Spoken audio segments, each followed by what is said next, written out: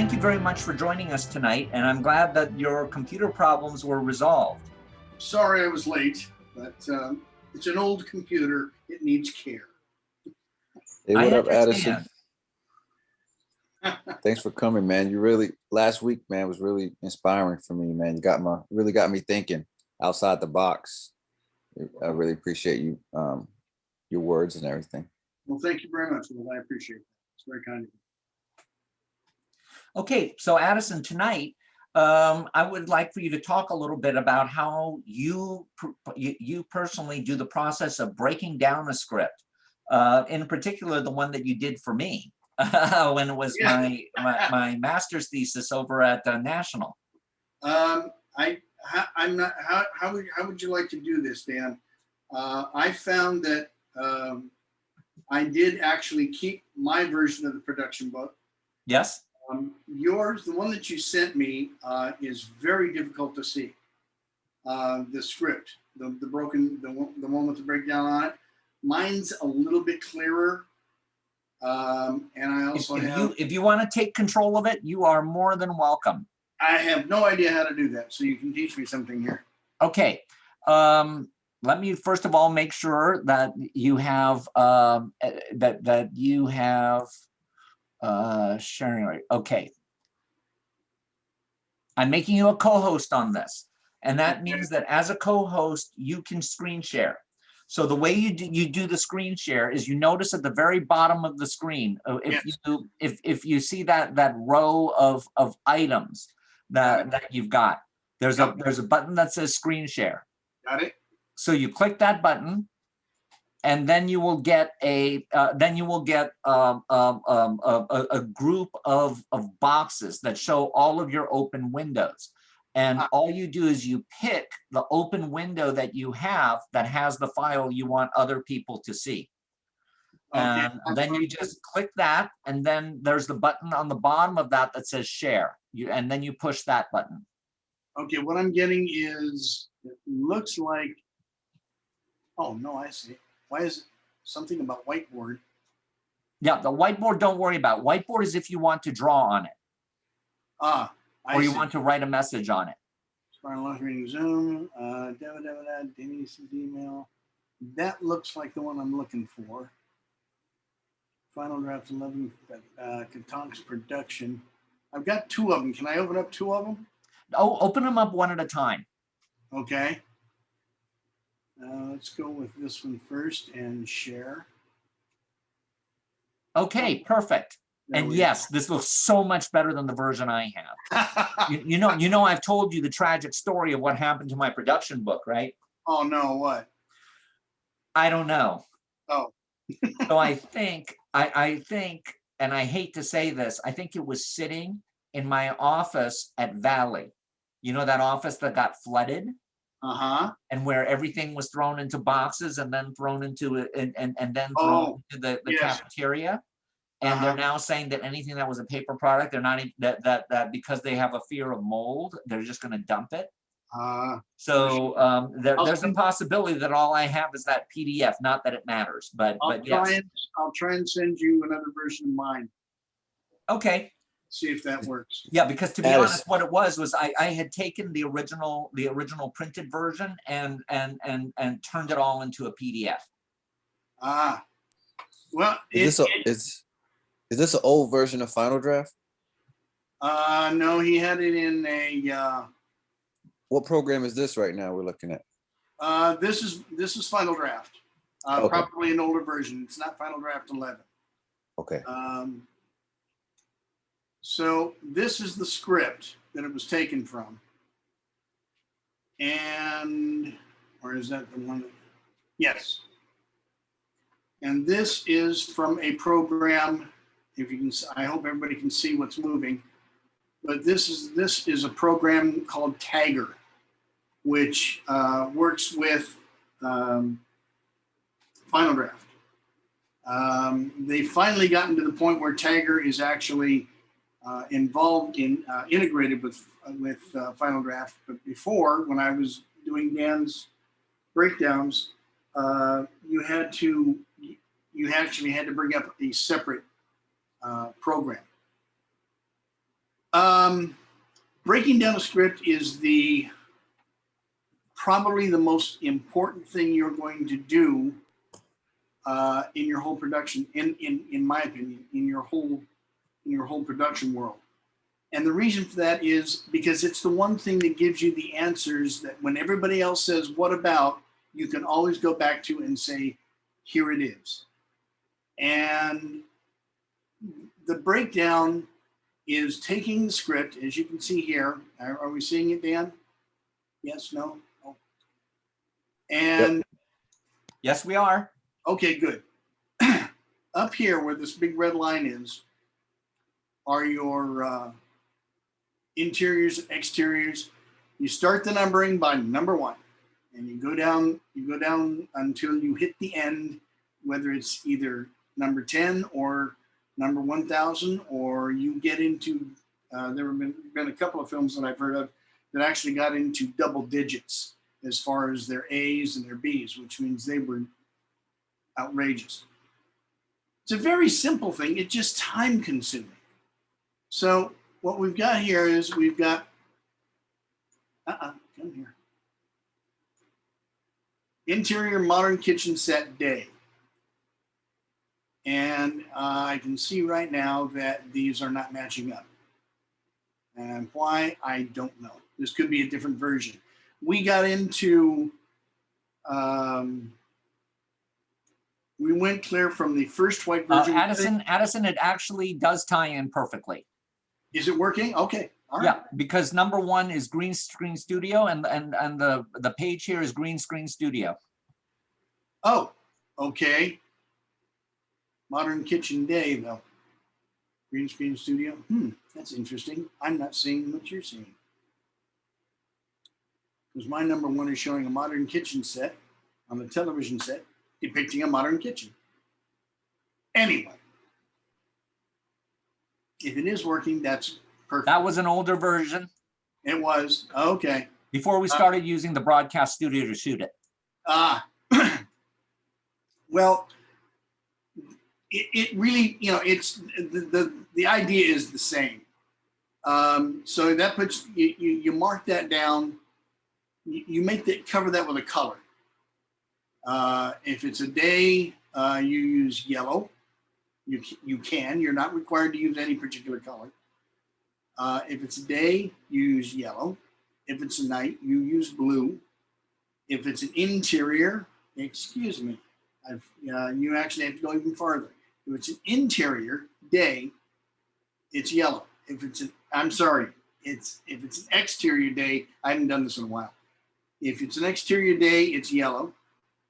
If it's an interior day, I believe it's green. It has been a while. And then the modern kitchen set and day. So all of the green is all going to be interiors. All of the yellow is going to be exteriors. When you get into nights, the exterior night is a blue. Interior night. Dan, do you remember what I used?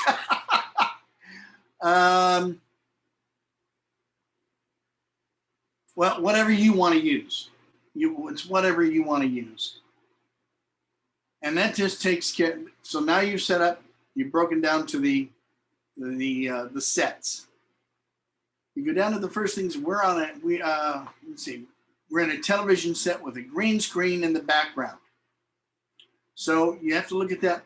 All right. So you know right now that you're going to need to find a television set with a green screen. So immediately you're coming up with, quote unquote, a problem. You have to be able to find out where is there a television set with a green screen and how much are they going to want for it. You continue on down. I'm trying to do this as quickly as I can without getting into too much detail because this is something I could spend a whole semester doing. We come down to, let's see if I can get that color in here. So if you look over on this one, you'll see they have marked their cast members with blue. They don't have a marking or didn't have a marking for their interior exterior because they listed them all in this fashion. So the program would go through and grab all of the actors. It knew where all the actors were, and it would list them for you like this. You had to go through and find, for instance, studio cameras, because it says a television set. All right, so we're going to need studio cameras. Then it also says we need a green screen in the background. So there's the green screen. And Richard, who's been picked up by the program, we have his age. We know he's in his late 20s for casting. That's all for casting. He's a peppy Asian American. And he's standing holding, this is a prop. He's holding something, a box of instant noodles. Now, you see a box of instant noodles. This is something you go to the producer and say, can we use a name? Can we use somebody's instant noodles, or do we have to fake it? Jonathan can explain that, because sometimes you use their instant noodles and all of a sudden they want money from you, when actually you can get money for them for using their noodles. But in a case like this, when you're doing your first breakdown, a box of instant noodles has to be generic. Moving along, sitting at a table next to Richards. All right, we have a table. So we're going to need some kind of a table. We have to go to the art department. And, oh, by the way, an aside is just about every one of the department heads will do one of these, but they will do it only for their department. So the art department has gone through, and they will have this table in their breakdown, but you have to find out what kind of table that they're going to be using, or you have to find out from the director what kind of table he or she wants. And we have a 10-year-old girl. As I remember going back and looking at this, when Dan asked me to do this, I realized I made a big boo-boo. Shame on me, a 10-year-old girl. I don't think, at least I couldn't see anything in here where it says social worker. So bad thing by me, because we're working with somebody under 18, we have to have a social worker on the set, which means we also have to have a school on the set. We need a teacher. Now we can have a social work teacher, or we can have a social worker and a teacher. One is going to cost more than the other. If you don't have them, the state can come in and shut you down for violation of child labor law. If I get any of these wrong, Jonathan, just jump in.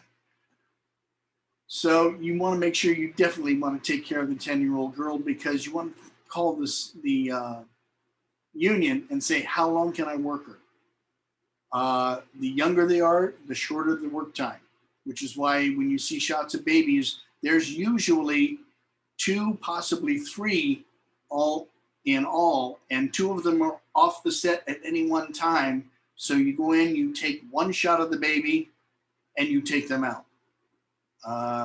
Babies can only work like maybe an hour, maybe. Depends. If the social worker says the kid's through, the kid's through. So you're going to have to find out how many extras you're going to need if it's a baby.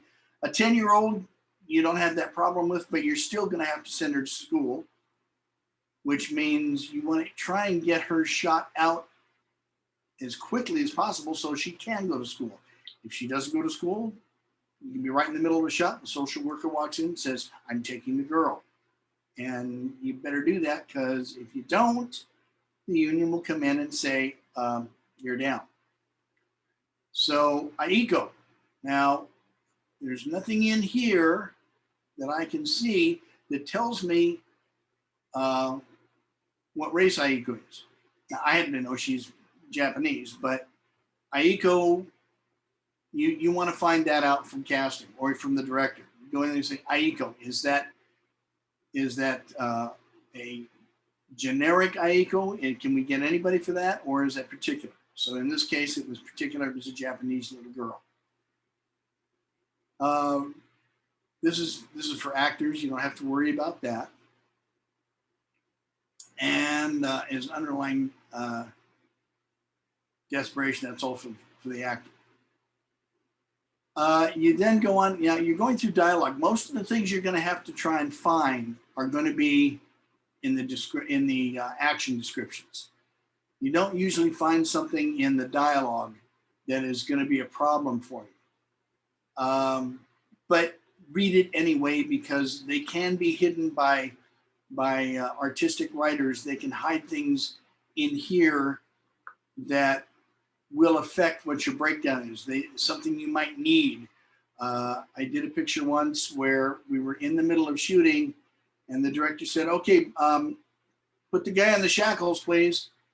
Nobody brought any shackles, and we didn't have them, so everybody was faking it by putting their hands behind their back and being escorted to the cars. So you might find something in here that you have to worry about. Back over here. Is that screen moving for you guys? Hello? Yes, no? Okay. Moving how? It's working fine, Okay. Addison. All right. So we come down and we have, as I say, you want to count all the people. Richard. So we know we need Richard. We also need Rico. Now, Rico, again, it doesn't say, let's see if I can find it here. Let's see, director off stage. So Rico is the character daughter's name. So the question becomes, is Rico the same as Aiko? And is that the same person? Yes, that was a typo. Yeah, but see, That's what happens when sometimes you've worked on a script a long time and you change a name and you lose track because you're looking at it and your brain fills in. That's why you should always have somebody who's not you read anything that's important. Absolutely. So what I would have had to do is go back to Dan and say, Dan, who's Aiko or who's Rico? I don't know. They're not showing up. And Dan would say, oh, I changed the name. And I would have to go back into the script and go through and find all of the Ricos and change them to Aikos. When we were doing the TV show Air America, there was an episode where there was a character whose name was changed, but there was a typo in the way they typed her name a few times. They cast 2 people for the same role. That can happen. That's not a good idea. It was very embarrassing. Yeah. Wasn't my show. Wasn't my show. Yeah. Okay, so with the camera off, Reiko reverts to a supreme snotty kid face and picks up her script. All right, so now we need her script. That brings up a question. Do I need a script for Richard? Do I need a script for anybody else on the set? Because she has one, and being it's a script, would everybody have one? Do we have to, throw together a whole bunch of fake scripts for people? That's a question. If not, okay, so we need at least one script. Your prop department is probably going to get you 3 just to be safe, because somebody may want to put the script that they had, which was for them, instead of returning it to props, they decide to throw it away for whatever reason. So again, you need her script. Richard checks his phone. Here we go. We've got Richard's phone. Are we going to use his phone? Are we going to use a dummy phone? Probably wouldn't want to use his phone because he might want to get paid for it. So we're going to have to get a dummy phone. There are many calls from Dad. This gets tricky.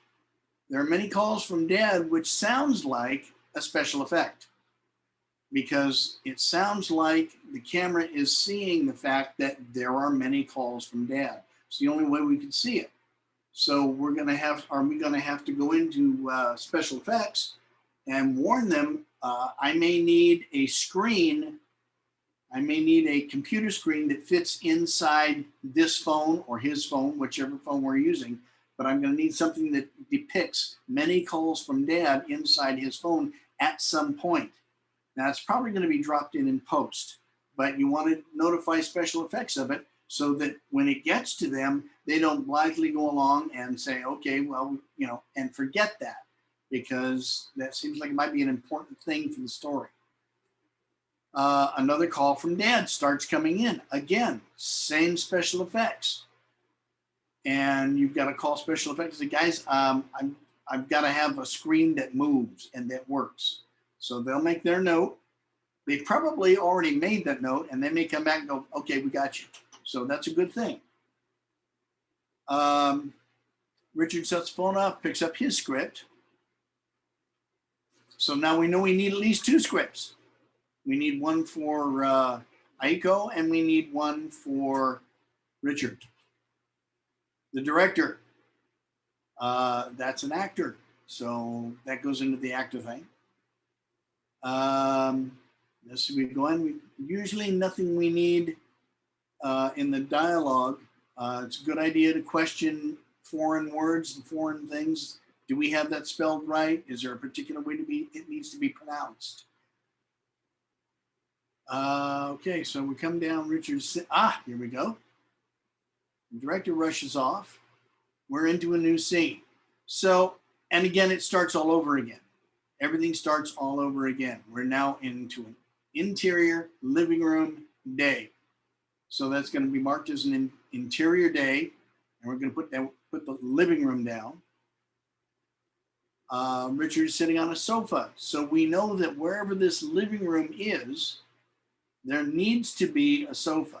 So if the location people have gone out and come back, we've got the perfect house. And you come in and you look at the house and, well, the director loves it. Everybody loves it with one problem.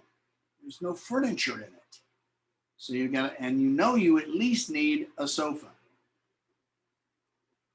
Let's see, do we have anything else in here? I'm sure, blah, blah, blah, blah. Sylvia Bromowitz, new cast member. And she too sits on the sofa. So it's got to be able to hold at least 2 people. Moving down. Like I say, I'm going through this a lot faster than I would in real life. All right, scene 3, interior kitchen set day. Kitchen set. Richard shuts his phone back down. We need the phone here in this scene. That's going to go on your breakdown sheet. I don't have a breakdown sheet up. Unfortunately, I don't have a breakdown sheet up. But if you don't have a regular breakdown sheet, just make a note. Addison, do you need me to put up your breakdown sheets? If you can. Okay, hold on a second, and I will get them up in just a moment. I appreciate that, sir. If you can stop the share, that would be good. And I do that by. Okay, what you do is you go to the bottom where all you do is just hit the closeout button. Maybe I can do it.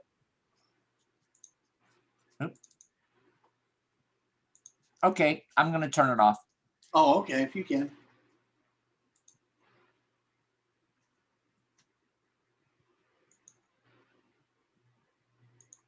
Oops, that should have turned it off.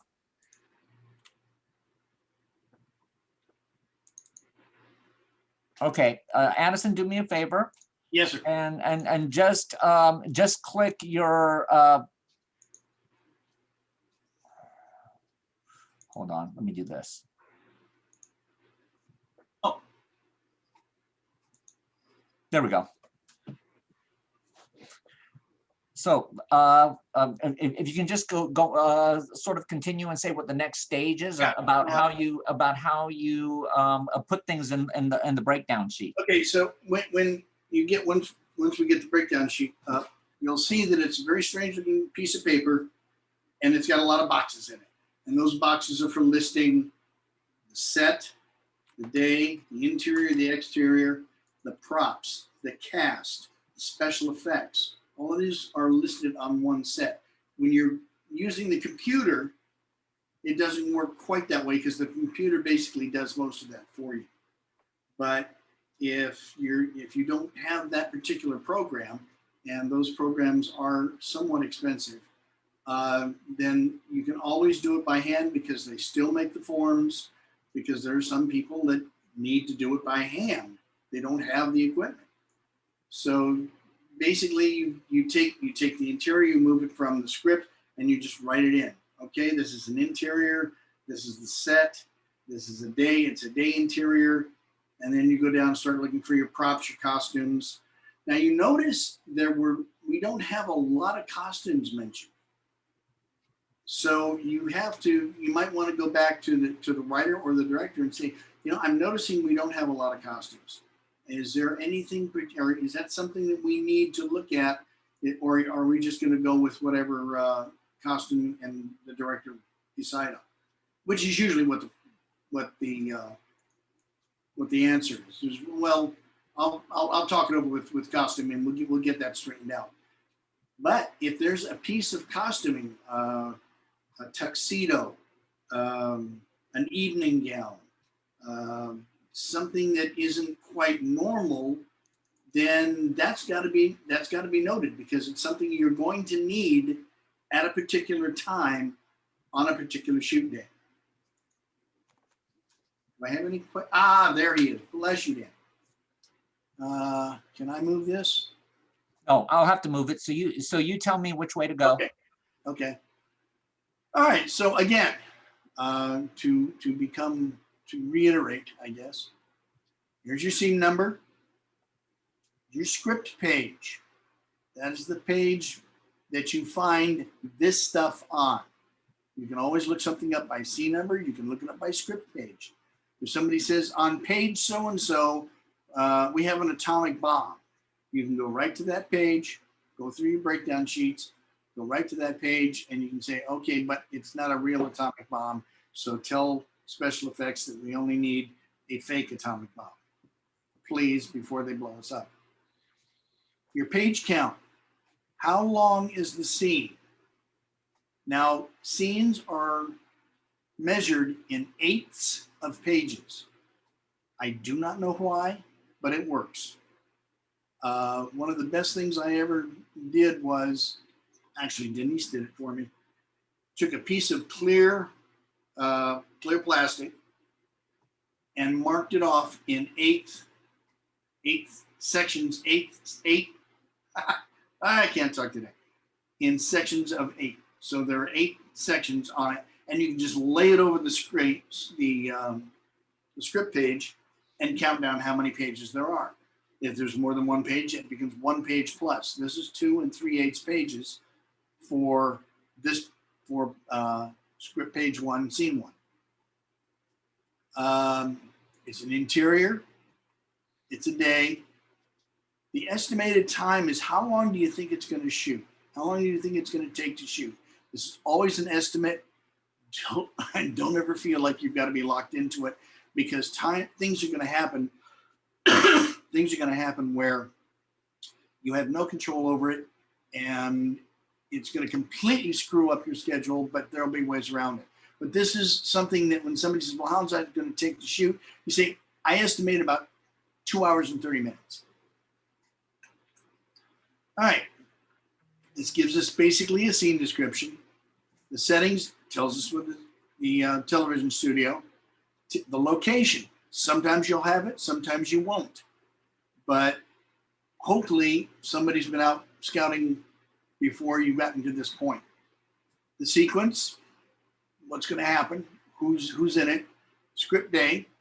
Now, if you look at a script, you'll notice they say, day. Look for the places where it goes night, or the script tells you that it's going to be it's going to be more than 1 day, and try and estimate what script day that is. Not terribly necessary, but always a good idea to have, because you can go back and this happens on at what part of the story, at what script day. Your cast members. Now you notice we have 1, 2, 3, 7, 12, 13, and 15. That comes from a thing called the day out of days. I could spend hours on that alone, because the day out of days is crucial to your scheduling and your budgeting. But know that usually the numbers align with the characters with the most lines. Richard's our star. He's got the most lines. JB has the second most lines. All the way down to we get to the commercial director who may only have 1 or 2 lines, and it's all the way down to the second AD. But knowing what those numbers are crucial because you're going to need them in order to schedule your actors. Your background actors.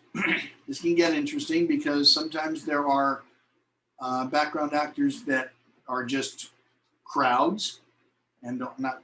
But in this case, we have Aikiko's teacher, Aiko's mother, Aiko's father, and the production crew. So these are special background, and they may have to be paid more. Hopefully not. Production crew, that's how many people, how big is that crew? Well, if you've only got 4 people, you're gonna make them look like 50. It can be done, it just takes time. And props, here are props. Dan, can we roll that up a little bit?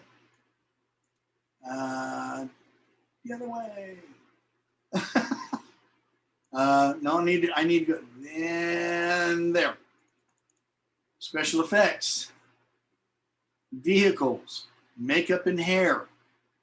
These are all things that you need to look for in the descriptions on the script.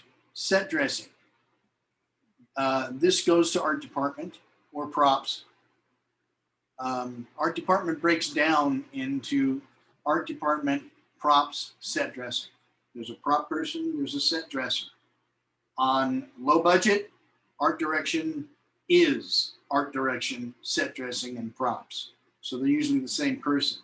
On the bigger shoots, on the blockbusters, they're definitely different people, but art direction holds sway over what the other 2 are doing. Special equipment. Okay. That's something you've got to look for that may not be obvious to see. If the script says we slowly get closer to, you're going to look at that and go, okay, that to me is either a zoom or a dolly. If you're going to dolly, that means you got to rent one. If you got to rent one, you got to find out what it costs to rent. And that brings up another thing, which is a thing called insurance, which is another 5-hour thing, which something that Jonathan can get into. But anyway, special equipment, dollies, cranes, anything that can move, that doesn't regularly exist on a set that can move the camera, green screens. Usually your special effects people will have done their breakdown. They will have a lot of special equipment in there because there will be one meeting where they go, well, we see this, and the producer will go, yeah, but we can't afford it. So they'll have to come up with something different. So let's say we want to get that dolly, and we say, well, and they say, well, you're going to need a dolly here. We don't have the money, so what the hell are we going to do? It says dolly. We zoom. You go to the DP and say, look, for this, let's do a zoom. Your DP may come back and say, look, I've got a little dolly rig that we might be able to use. That's fine. If you don't have to go to one of the big dolly renders and the DP thinks you can do it, that's terrific. That works. Now you've got the dolly that's asked for in the script, and you're not paying a fortune for it. Notes, anything that comes to that you're not absolutely sure of. Make a note of it. Ask somebody later. Music, pretty self-explanatory. Sound. This can go either way. You may want to put in all your sounds as you're breaking it down. A lot of times the writers will capitalize sounds. A lot of times they won't. So you want to be careful and look for them, because in post, you're going to need to know what those sounds are. Is it a special kind of music? Is it a creaking door? And you're not going to be able to get it on set, but you're going to need it when that door creaks open and the murderer walks in. Is it a running fountain? Is it a waterfall? Make the note of it, whether you use it on set or in post. You can figure that out later, but make a note of any special sounds. Make a note of any sounds that are in the script. Moving down. Are sounds Addison, Slowly. Oh, sorry. Um, can we ask you a question? yes, sir. I want, before you move too far ahead, when you talked about when you estimated how long it would take to shoot a certain scene, I was curious. I'm sure a lot of it comes from experience, how you can guess how long it will take. But for inexperienced people, what's a good way to guesstimate time? That can get tricky. Right.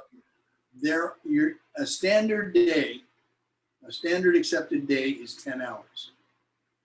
And of course, the state says 8 hours.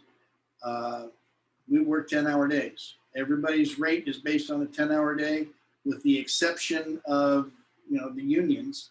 But most independents rate their day on a 10-hour day.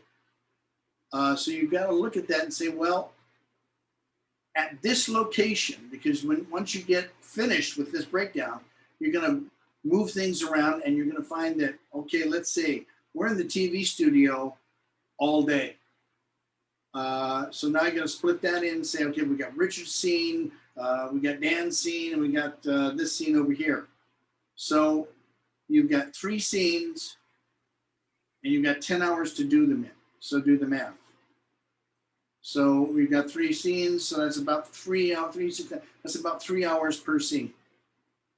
And that's basically what you do is you take the number of scenes and then divide it by the 10 hours. That can get real screwy if you have a move, if you have a company move, that has to be figured in. So try not to, at this point, have a company move, because that means you got to break everything down, put them back on the truck, move the truck, get everything out, send them all back up. That can take you up to 4 hours, 5 hours. That can take you a whole day. You may have to schedule a whole day for your move. That's not a good thing.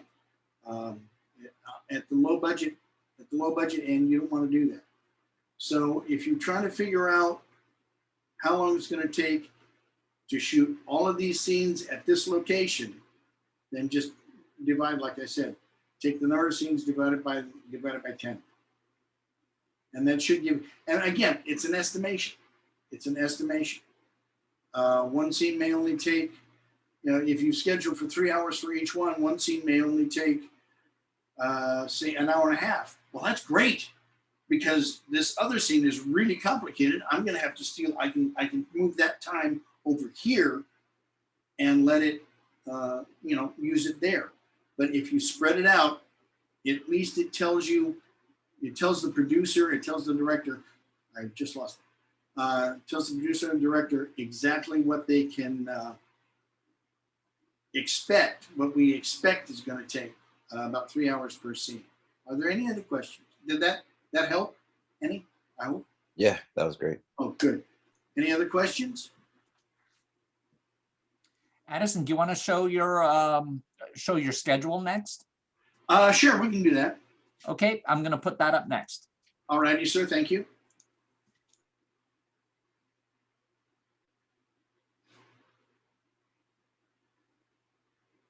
Scheduling is, now Dan's heard me say this a million times before, and it's only because it's true. And I love to tell people this because it breaks it. A lot of times people will sit there and they'll say, we're going to do a short.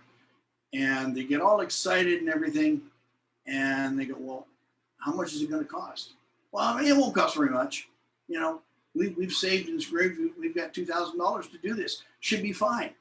And all of a sudden, they get halfway through the first day and they find out they're out of money because they didn't schedule. You cannot budget a film unless it's been scheduled. It just can't happen. I mean, sure, you can throw money at it. Yes, absolutely. You can throw money at it and say, You know, well, here's another $2,000. If you've got that kind of money, whoa, that's great. But a rule of thumb is all it takes to make a film is time and or money. If you don't have one, you need twice as much of the other. And that's why you want to learn how to schedule, because once you learn how to schedule, then your budgeting becomes a lot easier, because you know for a fact who's working, who's not working, how long they're working, how long they're not working. Is it a drop and pickup? And I'm using a whole bunch of terms. Don't worry about them, but they're things that get involved in breaking down and scheduling a film. Right, because crew is generally your biggest expense, right? Crew is absolutely your expense. Yeah. A lot of times, that's when you're going to your friends that are taking film classes and going, "You want to work on my short for nothing?" And at this point, yeah, sure, everybody works on it, and everybody has a good time, and everybody learns something. Eventually, you get to the point that you want to work on my crew for nothing, and they sort of go, "No, I got to have $100 a day." And even at $100 a day, that's cheaper. That's below California state minimum. So, you know, it's like the state doesn't like it when you do things like that, because you're working for less than minimum wage, but you still have the right to do so if you want to. Am I good in assuming that, Jonathan? Sorry about that. Absolutely correct. Okay. I'm so good that I'd say I'm in violent agreement with everything you said. Thank you very much, sir. Also, Addison, yes, when you are doing a student film and you aren't able to afford paying everyone, there's one thing you have to afford, and that is food. Get people good food. Yeah, I was going to get to that. I might as well do it now since you brought it up. If you aren't paying people, feed them. And I don't mean feed them pizza. I don't mean feed them McDonald's. You get together, you pull together as much money as you possibly can, and you get the best caterer you can. And the caterers in town, the ones in town, will work with you. Oh, gee, I'm on a student budget. Can you recommend? They're not going to do it for free, but you're going to get some really good food. And I've never known a crew to come off, a well-fed crew to come off lunch and not just break their butts to make it look good, because they're well-fed and you did spend the money on them. It is money that you spent on them. They appreciate it, and they will, you know, when you get into that 13th hour, even though you had it scheduled for 10, you get into that 13th hour and you go, "Guys, I'm sorry, we're in overtime. Can we?" Fine, sure, no problem. Now, if you have to go into a second meal, good pizza is okay if you're going into a second meal, because it's usually a working meal, which means people are eating pizzas while they're moving C-stands and actors and things. Okay, so we start our first shooting day. This is on sheet 5A. This will be on the breakdown sheet, so it will be sheet 5A. Again, you have a binder with all of these sheets in it. These are what you call strips. Back in the old days, before God, they used to make these strips. They were vertical instead of horizontal. The computer age came along and they became horizontal. There's still some old people that prefer to use them vertically. I find every once in a while I will go use them vertically, and then I will go to the horizontal when I want to make it easy to read. Things to look at here. Notice start shooting day, day 1 completed, start shooting day 2.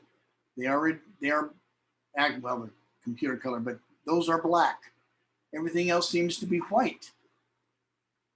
Now, usually the colors that you've assigned to the day and night, interior, exterior, will be on the strips. I'm not sure. I don't know whether this was an early one, so it might not have, they aren't properly colored. But the reason for that is so you can look at it. If you're going from a day into night, or it gives you an idea of how many nights you have, how many days you have. You can do it just at a glance with the strip board. The other thing about the strip board is when things change, and I promise you they will change, you can move these strips around in the computer so that when you think, well, we had 10 hours, but we're going to go into 13, we're going to have to come back here to finish the television studio. You usually find that you're going to take that screen, you're going to turn that into a partial day. Then you're going to have to do probably a company move. I hope not, but it does happen. But then you just move the strips around and you can see what problems may come. And this is where Murphy, my friend Murphy, gets into becomes the biggest problem in the world. And that is that you get everything all set up, everything looks terrific. Something happens, you lose a location, you lose an actor, and it screws up not just that day, it screws up the whole schedule. But if you didn't have the schedule, you wouldn't realize that we can fix it by doing X. We can fix it by doing Y. We can switch these two. Let me talk to one of the actors and see if they mind coming in that day because they weren't scheduled to. And the breakdown, the strip board gives you that at a glance. So it tells you how many scenes, what scenes are going to be done. This may have more than one number on it. It's a day interior, green screen television. Richard does his commercial. These are the people that are going to be needed that day. You're also going to work your call sheets out by this. So we need 1, 2, 3, 4, 5, 6, 7, 8, 9. We need almost the whole cast. But these are all the majors that are probably going to be there. So we need to know that we're going to need to call them and let them know what their call time is. This is the beginning of day 2. This is the estimated time. Again, 2.5 hours. Now, can we go up a little bit, Dan, please?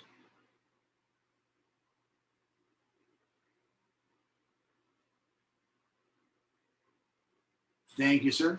Oh, down a little bit. The other way.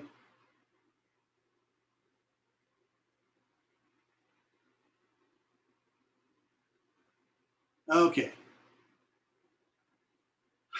Now, this is your cast numbers. You notice I've got it scheduled so that I lose people during the day, which is exactly what I want to do. So the first open call is all 9 of the people. We shoot at that's 6/8 of a page. At a certain point, we want them shot out because we're going to bring these people in. So they're going to come in at a later call time. And this is who we're going to need. And again, your breakdown sheet will have the name of the actors rather than just their numbers. Your pages. And now, are we sending actors home because we're getting hit with their hourly, or do they get a set day rate based on their level in their industry? Good question. Depending on the type of shoot it is, you can offer 100 a day. I mean, I use the amount of 100 a day because it's basically lines up with the SAG ultra low budget, which is you can offer a SAG actor, 100 a day, and basically abuse them. You can for 10 hours, for the whole 10 to 12 hours, yes, for 100. You can hold the whole 10 hours. I wouldn't do it too many times because they're basically giving up all of their overtime. Basically, the union looks at them and says, "You want to work for $100 a day for 10 hours? That's fine. Don't come crying to us if something goes wrong." So if you go into the 11th hour, a lot of times an actor, especially if they haven't worked yet, is going to get very upset. They're going to say, "Look, I've been around here for 10 hours. You're going into 11th hour, and they go home. They may just walk off and go home, and okay, what are you going to do? Crew members will do that. I've been in situations where the lighting gaffer, the head lighting guy, who was also supplying the grip truck and the lighting truck, we were coming up tight on the 10th hour, and he said, "I'm telling you now, at 10 hours, I'm gone." And he didn't take his equipment with him, but at 10 hours, he was gone. He wasn't there. So think about, what you're doing, but the idea is to let them go as quickly as possible. We're at 6/8 pages. We're looking at 2.5 hours to shoot it. This should work well. As a matter of fact, it kind of did. I believe we came in, I'm not sure about on budget, but I'm pretty sure we came in a little bit under time. Yes, Dan? Okay. We came in just a little bit over budget, and the only reason for that was because of some technical difficulties we had on one of the days, and it wasn't a lot over budget. How did we do on time? I thought we hit the number of days. We didn't add any days. there you go. So it does work. You can do it.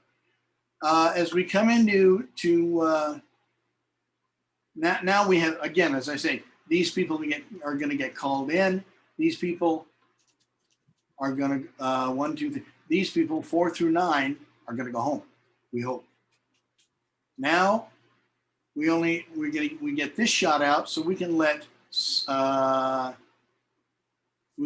13 and 15 go, and that leaves us just with 1, 7, 12, and then it breaks down, and then just 1 and 7. You can reverse this if there's a problem with one of these actors and say, "Well, I can't make it. I can't come in at that time." And if you look at it and you say, "Okay, well, maybe we can reverse this." So the first early call are just actors 1 and 7, and then 12 comes in later, and then 2, 3, 13, and 15 come in later, and at the end of the day, we're using everybody. But the bad part about that is, that means I've got to keep these people on for the whole day. I may have to keep them on for the whole day anyway. So anyway, that's basically the idea. You can move these things around to make it work for, you start off doing it with scenes and days and nights, matching those all up together. And then you go to actors, and that's where it usually gets a little sticky, because some actors are available on certain days. You can find out what days they're on. What can they come in? Can 3 come in early? Well, no, 3 can't come in early. I really need them to come in early. Okay, if I can't work that out, then I'm going to have to find out, can I move this strip down here and do a reversal on the actors and see if that works? Well, that might work because they can come in later. Again, I am flying over this. So can we move it up a little bit, Dan? Are there any questions at this point? And all right. So day 2 will be left. Starting on day 3, we're in a new location. How long and where's the travel time to that location? Do we have maps? Does everybody know where that location is? We're still in days. That's a good thing. So everybody works all day. The breakdowns is, when they're in front of the camera, but we know we're going to need everybody all day. So using the formula that I mentioned earlier, that's 5 hours for this scene, 5 hours for this scene. That's a comfortable time. That's just lovely, because then directors of photography and lighting directors can tweak. But be careful, because a good DP with his gaffer will tweak you into overtime. They love to tweak. They will, it's really, can we try a light over here? There comes a point where somebody has to say, no, we're done. Let's shoot. But if they've got 5 hours to shoot it in, it probably won't be as bad a big a problem. It's when you've only got 1 hour to shoot a scene and they start tweaking, and you're like, don't do this, please. This is what gives producers gray hairs.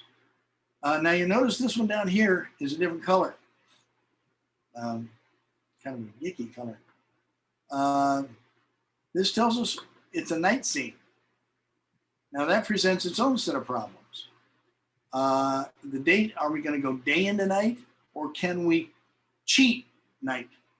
Now I'm guessing, as I remember it, because we were in the house during the day, that we cheated the night, which means we put up black over the windows and then stepped them back and used lights to simulate moonlight or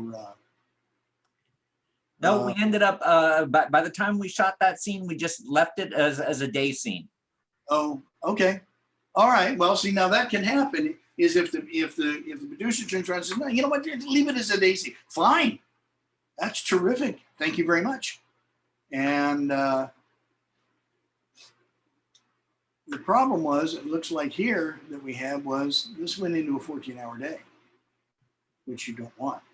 So when this one came out early, then we can move that one in, and we got all three of them in the within the 10-hour day. We ended up not going over. There you go. There you go. And that's going to happen. That's going to happen, guys. You're going to have a scene that's supposed to be night. Shoot it for day. You know, make it in the daytime. Day for night. Night for day. It can be done. That's when you start putting blacks over the windows and using interior lights, and outside it's noon. But you can do it. So Addison, can you go over budget next? sure. You want to bring one up? Yep, hold on a second. I will bring it up in just a moment. Okay. The one thing I've noticed when I've done these before for Dan is, I love the expression. I'm not going to be able to see them today, but I always love the expression on people's faces when they take their first look at a real, honest to goodness film budget. And there are different kinds of budgets. Every studio, every major and every major mini has their own budget breakdown. And sometimes you think, well, a little money here, a little money there. No. Depending on the kind of film you're doing, they change drastically. If you doing a low budget, basically the first thing you're going to do is you're going to make a deal with the writer that he or she is going to take points off the back end because you don't want to pay that up front. And that is going to, and some of the budgets you will see, some of the big studio budgets, everything within the writing world is broken down and budgeted for. They budget for the writer, the first script, the rewrite, the second script, all the time that they're budgeting for. I don't think we can go in. I can't go into the because we're not working in the actual program into the subsets, but I'll try and give you an idea the best I can. Okay, So, Addison, this was your original estimate budget, and the actual physical budget was less than half of this. well, there you go. Now, Well, it was a little bit more than half, excuse me.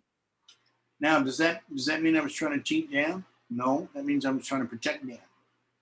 I didn't want Dan to have to pay for something that he didn't count on. I wanted to give him every possible cost that I could come up with within, and we had a particular budget, a particular idea of what we were going to spend, but we couldn't do it. This, by the way, is the was the final budget, and it ended up costing about 2,000 more than this one. But that was because this did not include a $2,000 for me to ship over a whole bunch of stuff from Hawaii. And that's got to be budgeted for. So no, this was my mom's funeral stuff, and it just came as a surprise, but it ended up being a great thing for our art department. And in fact, the screen that you always see behind me was one of the things that was shipped over from Hawaii. those are the things where Murphy doesn't get to take his his points, and you get away with it, and it's a wonderful thing when it happens, and it will happen.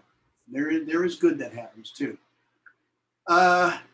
First account in almost this, I believe, is a student account, so they've got the producers first. The writer was the producer, so it was basically I put it under producers, but I budgeted for the writer. And you can do it like this, or you can break down like Universal does. They break down everything, including the office space. And if the writer works from home, that's fine.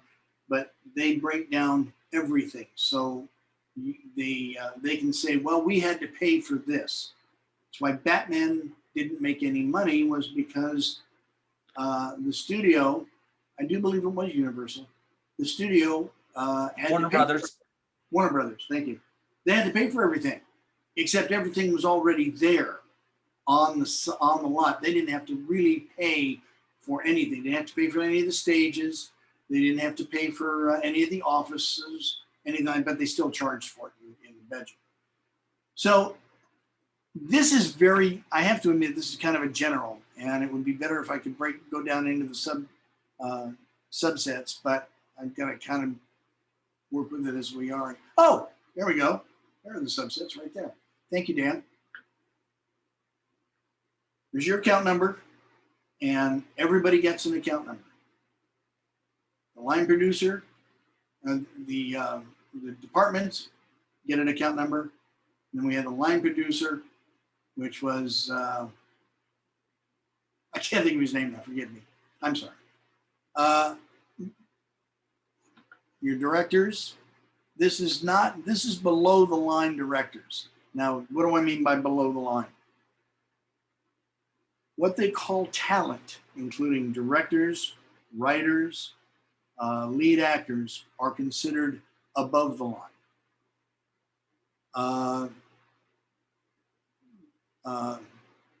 Anybody else is considered below the line. And trying to explain why the line exists is a little difficult, but it does. There is a line that separates out blue collar from white collar. Actually, the easiest way to remember what's above the line and below the line, and this is tacky, but the best way to remember it is that if they in any way contribute to the box office of the movie, they're above the line. And the way you can spot that is that they will be on the movie poster. Okay, there you go. It's, as I say, it's pretty self-explanatory. Basically, you've got question. Yeah, I thought Dan would say the way you can tell is the people who have the best clothes on, the best dressed, because they get to wear all these nice clothes on set, and we gotta dress like we're about to go freaking paint a wall or something. I've seen producers dress down so badly that we tried to throw them off the set. Nobody knew who it was. It was one of the producers. He walked on. Everybody said, "Who is that guy?" We didn't know, but he was dressed way down, and we started to escort him off the set until he told us who he was. So you can't always go by that. But above the line is called talent, usually in the slang. So there you go. Yes, producers are considered talent, because it wouldn't happen without them. First and second unit directors. In the low budget world, unless you're doing an action film, you're not going to need a second unit director. Your first unit director, of course, that's your director. Your principal players, those are your day players, or your principal players. Those are your stars, and anybody who works more than a day. They are considered principal players. They're scheduled. They're budgeted usually at SAG rates for the contract that you're using. If you're not using a SAG contract, then the standard offer is $100 a day for all actors. your principals. I mean, it's something you may have to negotiate if there's somebody you really want to use, and and they're like, well, I really got to get paid, and give yourself what they call wiggle room, and when you're talking to them, find out, can you do it for 100 a day? And a lot of them will say, sure, but you got to feed them well, and then a lot of times it's like you hit that 10th hour, they're gone. So you're not going to be able to do that. Is it possible principal players don't make as much as day players? Yes. It can happen, as you see here. Day players, usually 1 to 2 days are considered day players. 3 days, you're getting into principals. Day players, 1 to 2 days. 3 days and up, principals. Support actually goes from 2. Supporting players goes from 2 to 5. Beyond 5, you're getting into weeklies. So you're going to be paying weeklies. So those people that are being paid weeklies are principals. Unit production manager. This whole group here, that's really about as thin as you want to get. The 2 people that you really don't want to skimp on, unit production manager and your first AD. Don't skimp on them if it's not a good idea, because your first AD is the person that's going to keep it moving, is going to be watching out for any problems that the director's having. He or she is kind of in a sticky spot because they work for both the producer and the director. They've got to make sure that everything on the set is working right. But when it comes to time, they're also the timekeepers. And usually producers have a tendency to ask first ADs, why are we late? They don't ask. Yes, Addison was my first AD. And that's why we came in on time. I scared the hell out of a little girl, but we came in on time. Production manager is the person that's handling all the receipts. That's the person that you go to when you say we need a paintbrush. You can go to art department if it's a prop, but the art department is just going to turn around and go, UPM, I need to buy a paintbrush, and the UPM will turn around and say, keep the receipt. If something starts getting skinny, the UPM and whatever department's getting skinny, you're going to sit down and have a conversation and say, look, guys, I'm budgeted for X amount of dollars here, and you're coming up awful tight. You can't be asking for much more. So these 2, script supervisor, I cannot emphasize this enough, do not shoot without a script supervisor. That seems to be something they want to do today. Everyone's, we don't need a script supervisor. We can just keep rolling. Addison, let me stop this share and I'll show you some of the script supervisor notes. Oh, okay. The script supervisor. Do they have a script supervisor in multicam? Absolutely. Who's going to keep track of what's going on what camera? Well, let me ask you, because I was just on the pilot that Kelsey Grammer and Alec Baldwin were on, that was supposed to go straight to series, but they still scrapped it. And they kept letting Alex Baldwin do like tons and tons of retakes, like no cuts or nothing. Like he did at least 30 retakes like every 5 minutes. So I'm curious, but nobody stepped in to say anything. They just kept letting them stop and restart. That's because he was Alec Baldwin. Yes. Well, my point is like, could that have become very problematic in post where they couldn't really get a good edit because of all the retakes? No. Yes. This is a huge problem today. What's happened is that they will let the camera run and they'll do way more takes than absolutely necessary.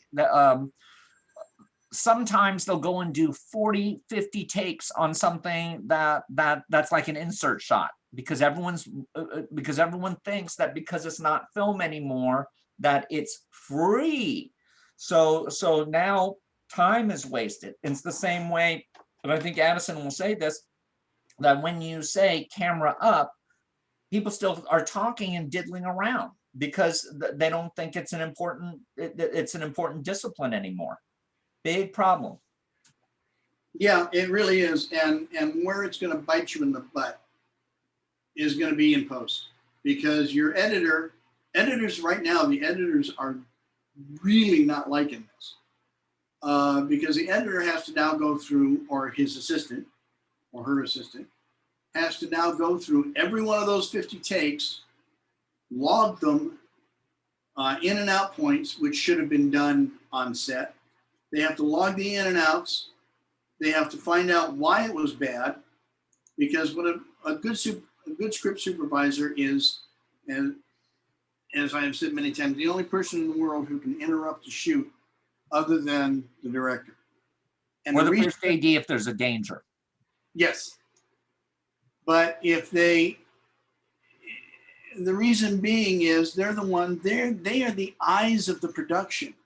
And a good script supervisor is just, you can't believe how much time and money they can save you. But nobody wants, well, I don't need one because it's tape. No, I'm sorry. You need one even more because you're shooting 3 cameras or you're shooting 4 cameras, because you're sitting there and you're saying, okay, that's a cut. And immediately the script supervisor goes, problems camera 1. Well, we had a stutter. Sorry. All right, down, that's that. And he or she has got that note. Problems camera 2, problems camera 3, problems camera 4. Everybody good. Both the first AD and the script supervisor. If the first AD is saying that the script supervisor is writing down whatever problems are there, whatever notes might be, she or he is always writing down what was actually said. This is why guys like Baldwin get away with this, because they'll sit there and they'll go, I'm doing it again. I'm going to do it again. I'm doing it again. Well, a good script supervisor is going to hate him, but she's going to write down every change he does on every take, so that when you get into post, you turn around and you hand the script supervisor's notes to the editor. After he gets done hugging you, he goes through and he goes, okay, we got 50 takes of this one. Scripty's circled take 2, which means 2 is the take they want to use, unless the director gets involved. And here's another problem that's been happening a lot, and that is the scripty gets overwhelmed, and then you have different people calling out which take it is, and so now you have misnumbered takes. That's because or they say we don't want to slate it because it'll disturb the performer. So this happened once in the old film days with Elaine May when she was shooting Harry and Walter Go to New York, and it caused a nightmare in post because they had no way of syncing up the takes, and now it's common practice. But of course, you can the takes are easier to sync up. Anyway, no, they weren't even tail slating it. If they tail slated it, it'd be fine. But a lot of times, even today, they won't slate, period, because they're doing one take after another. Don't do that. Please don't do that. Yes, please don't do that. And by the way, what I'm going to do is I'm just going to scroll through these script supervisor notes as Addison's talking, and so you'll kind of see how elaborate this stuff is.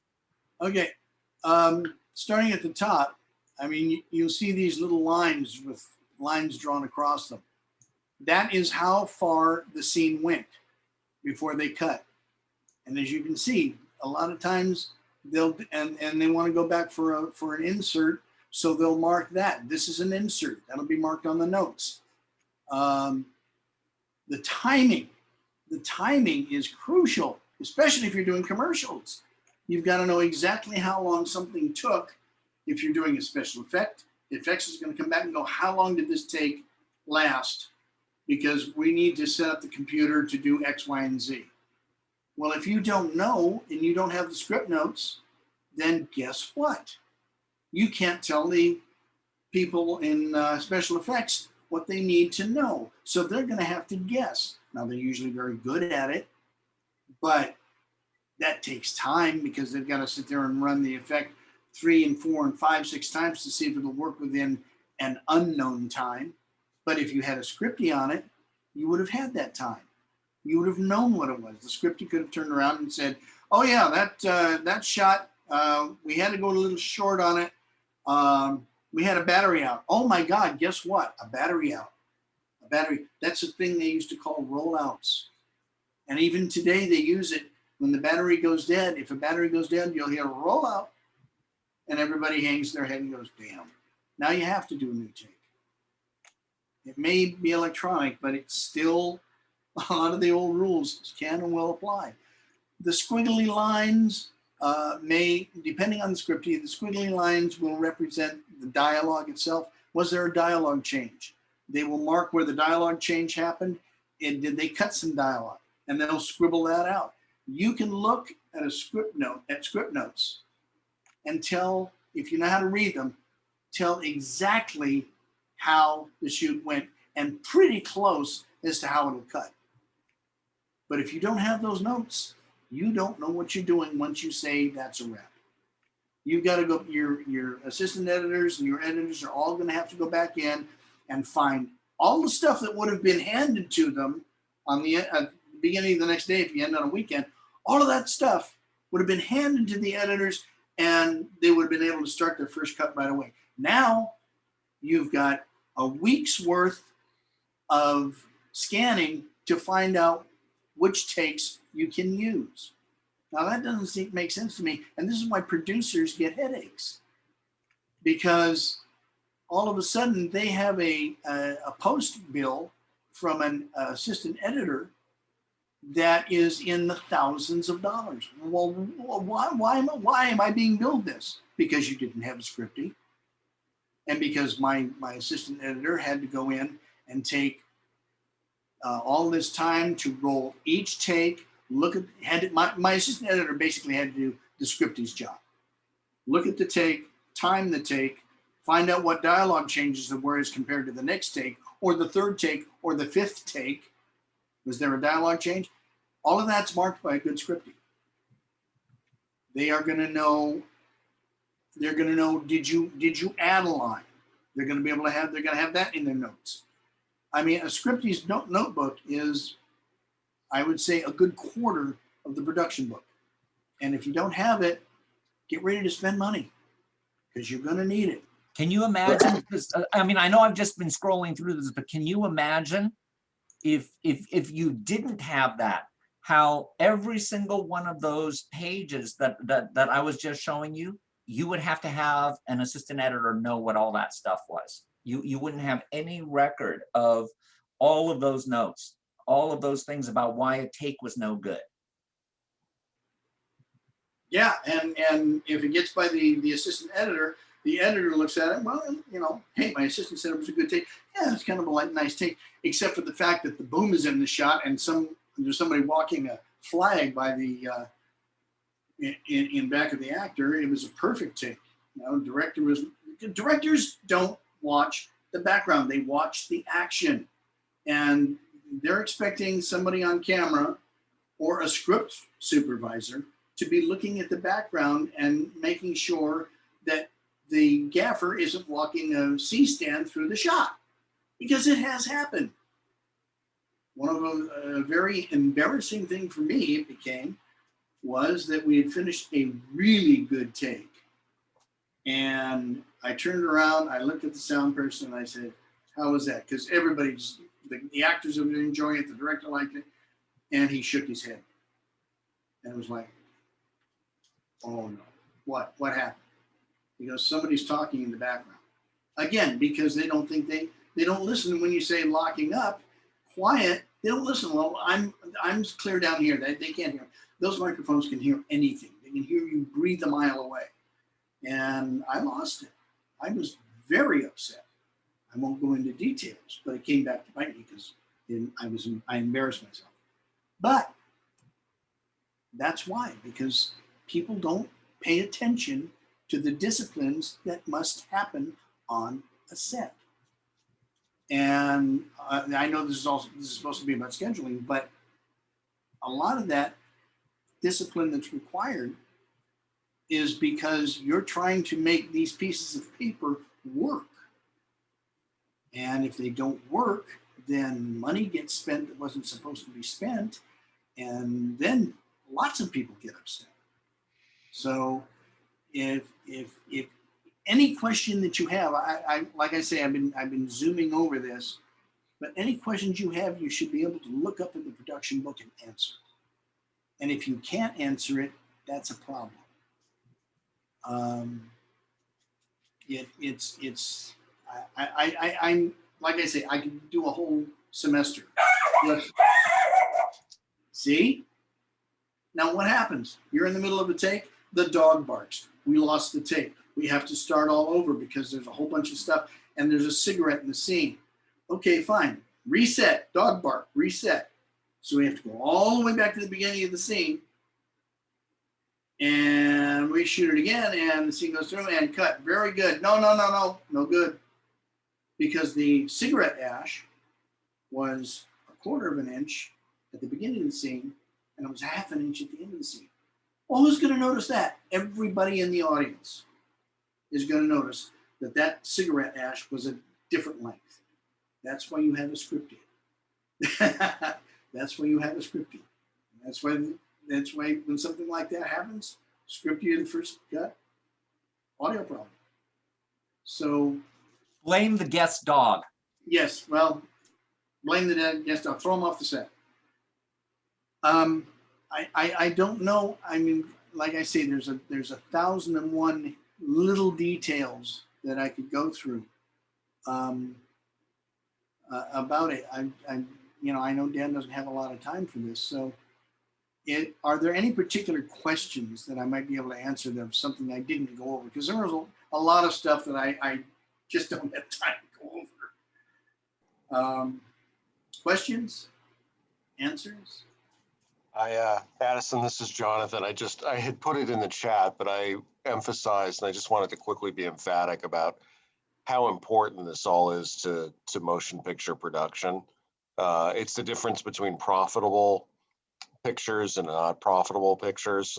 Everything you were mentioning, and I remember the production strips and the 8-panel production board my dad used to have, and how key this was from small to big productions, and how very, very important this is. One of the things I put in the chat box was that a good script, not just qualitatively good, I leave that to the judgment of others, but quantitatively good, allows for solid production breakdown, which allows for solid production control, and having the right people on the set makes all the difference. And it lets the actors do what they do, like Alec Baldwin slapping people around. I'm sorry, saying his lines correctly. And then it's left to that. But people sometimes poo-poo this sort of stuff, but it is the equivalent of an architectural blueprint and good construction control. And it is very, very, very important, as is coffee and pastries during overtime. And the one thing that it seems to be lost today, and it's got to come back, is attention to detail. Yeah. On every level, attention to detail. Even if this is such a pain in the ass. Yes, it is. It is. When I have to do a script breakdown, I am sitting at my desk for hours, because if I don't, something like happened, and I noticed it. We never had the problem with it, but we didn't have a social worker on the set. We had Mother, but we didn't have a social worker on the set. Oh yeah, but the minor detail. Yeah. I tell people S&M doesn't really stand for sadomasochism. It stands for stage mother. Yeah. But those sort of details. I know with bad producers too, they're like, oh, let's save $1 or $2 by not having the continuity person. No, please, no. Yeah. Can't the script supervisor do that? Or why do we need the detailed notes? We have the clapper board. It's, oh no. Yeah, no. I'm sorry. I mean, you get something. Well, this is my cousin over here. He can do that clapping thing. Okay, when somebody calls out tail sweep, does he know what the hell to do? Yeah. When he calls out when they're going to slate both cameras to the same slate, does he know what to do? Does he know how to follow the takes? Does he know how to put in an A take when they decide that the master was okay, but now we want to start moving in for close-ups? Do they know how to go? Okay, that was take 1. Let's go we're gonna go take 1A, or is it take 2? Yeah. Or is it take 2B, take, they don't know. A scripty does because the script, that's what they do. They go, How okay. about this, that because everyone's in a hurry and you do actually shoot the slate, but it's out of focus. Oh, So yeah. then it's no use. Yeah. They don't take the time to sit there. A lot of times everybody's in a hurry and everybody's rushing, and the slate person will put in the slate at the actor's nose, which is the usual spot you want to put it, but they're focused 3 feet forward. So that slate's going to be off, you're not going to be able to read it, which means what? The editor comes in, looks at it and goes, can't read it, which is why the script, you'll go bring it in, and you move the slate in so they can see it. Or hopefully the DP, the camera operator will say that. But Scripty is sitting, that's why Scripty gets to sit in the video village and look at the screen, and nobody else should. Nobody else should, directors maybe. But that woman should be, that woman, that man, that woman should be sitting in front of that screen, and they are watching everything. And that isn't just an actor, that like directors are watching actors. DPs are watching frames. Script supervisors are watching everything. They can look up and go, we had this happen on this little Western I did, Six Gun Savior. We walked in, everybody was running around, hey, we're gonna get all set up and everything. Script supervisor walked in and goes, we can't, because we have to finish the scene that we shot a year ago, and we have to redress the whole set in order to make those scenes match. If they hadn't had a script supervisor, that would have meant that everybody would have gone ahead, set up the thing, and there would have been this huge cut when they went from one day to the next, because all of a sudden now everything in the background would have changed, and there would have been no way around it. And thank God for the script supervisor. Saved us all kinds of things. So I guess I wrap it up at this point, because I don't. If there are any questions, please ask, because I like I said, I zoomed over this. So, The script supervisor, and I'm not disagreeing, but since the supervisor is so important, why isn't that person for instance, the first AD makes more than a script supervisor. yeah. So why is the script supervisor underpaid? Is it just a position is undervalued? Yes, but they're not underpaid. Not if you've got a smart producer. They are members of a union. I'm not exactly sure which one. Union 871. There you go. And They're paid very, very well. They have all sorts of things that kick in after 5 hours. So if you hire if you're a union script supervisor, you're making a lot of money. There you go. So it's like, hiring SAG out, you're hiring union player like a SAG, or, hire union crew people. It's, worth the money. Absolutely. I mean, if it's one of those, you have to pay somebody on the set. Who would you pay? Who would I pay? I would pay the script supervisor. Because, script and sound. Yes. Yep. Sound. For me, it's sound. First AD scripty. Camera. Yeah, absolutely. I agree with Dan's note in the comments. You cannot fix the sound in post. You can never forgive that. You can get away with some bad camera work, bad acting, but you can't get away with bad sound. No, what goes on those little digital books is what you get. Well, as Addison knows, one of my biggest tragedies on Cotonks is that is that we shot a scene in a very nice location, and we had a sound card failure. And there was no way to catch it because the transfer was all at the bottom of a hill, and we were at the top of a hill, and we couldn't bring all of that stuff up because we were schlepping it by hand, and ultimately what ended up happening is I had to use a non-circle take that had an airplane flying overhead. Well, Republic Studios used to just cut to the plane, so it was okay. that might be what I have to do. but yeah. Just cut to the plane. It's they get that happening all the time. Bless Republic. They were just the No, kings you do below it. us. You live with what you have to live with, unfortunately. But the thing is, most of the times I've found that they say, "Well, live with it. You shouldn't have to. You really shouldn't have to." I mean, that's why budgeting and scheduling, actually, you reverse those, are so important because one thing I absolutely, whether I'm in the chair or standing next to the chair, I absolutely hate to hear is we can live with it. I hate that term because you shouldn't have to just live with it. You should, if your schedule and your budget and everything is like that has been done well, and your script has got her stuff together or his stuff together, then you shouldn't have to live with it. You should be able to, let's do another one. And there shouldn't be a problem. Anyway, Addison, thank you very much for today. And Jonathan and Brooke, thank you very much as well. Thank you for having me, but I have to disagree really strongly with you, Dan and Addison and Brooke. Craft services then first, followed closely by first AD. You're right. Never mind. I'm just goofing. I'm just saying, yeah. No, you're right. Because if you don't have good food, you won't have. If you make people work and you don't at least feed them well, you might as well can your film right there. Conversely, a well-fed crew is happy and they do better work. So it's money well spent.